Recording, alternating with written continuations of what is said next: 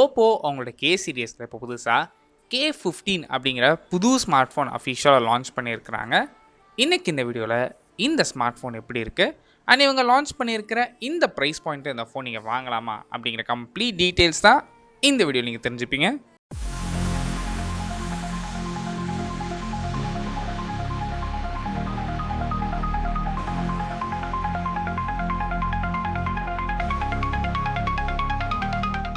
First நம்ம பார்க்குறது design பொறுத்த வரைக்கும் ரெகுலராக இந்த K சீரிஸில் என்ன மாதிரி டிசைன் கொடுப்பாங்களோ அதுலேருந்து கொஞ்சம் யூனிக்காக கொடுத்துருக்குறாங்க.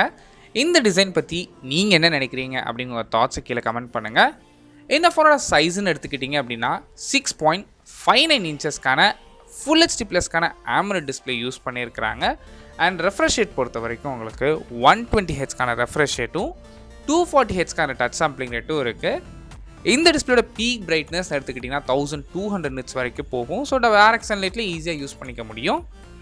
அண்ட் மீடியா கன்சம்ஷனுக்காக எங்கள் 100%க்கான DCI P3 கலர் கேமரா சப்போர்ட்டும் கொடுத்துருக்குறாங்க.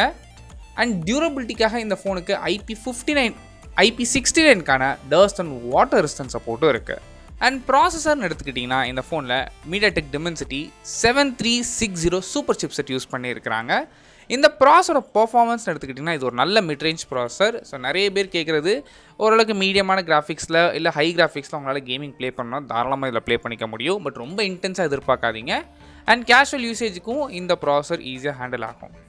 இதை சப்போர்ட் பண்ணுறதுக்கு உங்களுக்கு 12 GB வரைக்குமான LPDDR4X RAM ஆப்ஷனும் 256 GBக்கான UFS 3.1 ஸ்டோரேஜ் ஆப்ஷன்ஸும் அவைலபிளாக இருக்குது.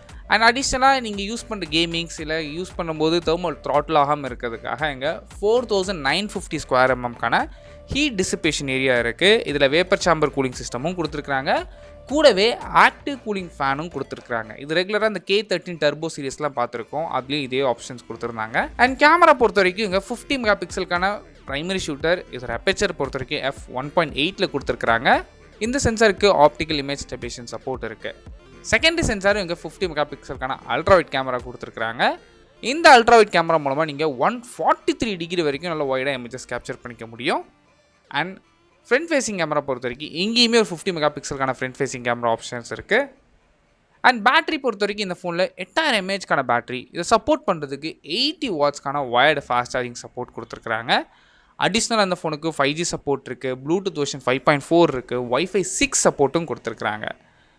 அண்ட் IR பிளஸ் சப்போர்ட்டும் கொடுத்துருக்குறாங்க. சாஃப்ட்வேர்னு எடுத்துக்கிட்டிங்கன்னா இந்த ஃபோன் Android 16 ரன் ஆகுது. இதுக்கு மேலே ஓப்போட ஓன் UIயான ColorOS வெர்ஷன் 16 இங்கே அப்ளை பண்ணியிருக்கிறாங்க. அண்ட் ப்ரைஸிங் பொறுத்த வரைக்கும் இப்போதைக்கு இந்த ஃபோன் சைனாவில் தான் லான்ச் பண்ணியிருக்கிறாங்க. சைனீஸ் ப்ரைஸை இந்தியன் ருபீஸ் கன்வெர்ட் பண்ணி பார்க்கும்போது 12 GB RAM 256 GB வேரியன்ட் உங்களுக்கு 33,000 ருபீஸ்ன்னு ஸ்டார்ட் ஆகுது. இதுக்கு முன்னாடி லான்ச் ஆன K13 டர்போ பொறுத்த வரைக்கும் உங்களுக்கு நல்ல கேமிங் ப்ராசர்லாம் யூஸ் பண்ணிட்டு இருந்தாங்க. MediaTek Dimensity 8000 சீரிஸ்லாம் யூஸ் பண்ணிட்டு இருந்தாங்க. இப்போ இருக்க RAM காம்போனன்ட்ஸ் ப்ரைஸ் காரணமாக அதில் இருக்க ப்ராசர் தான் கம்மி பண்ணி கொடுத்துருக்குறாங்க.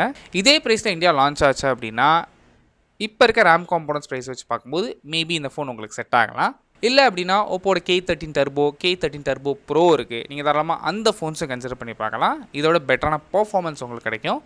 நீங்கள் என்ன நினைக்கிறீங்க அப்படிங்கிற தாட்ஸ் கீழே கமெண்ட் பண்ணுங்கள். தேங்க்ஸ் ஃபார் வாட்சிங்.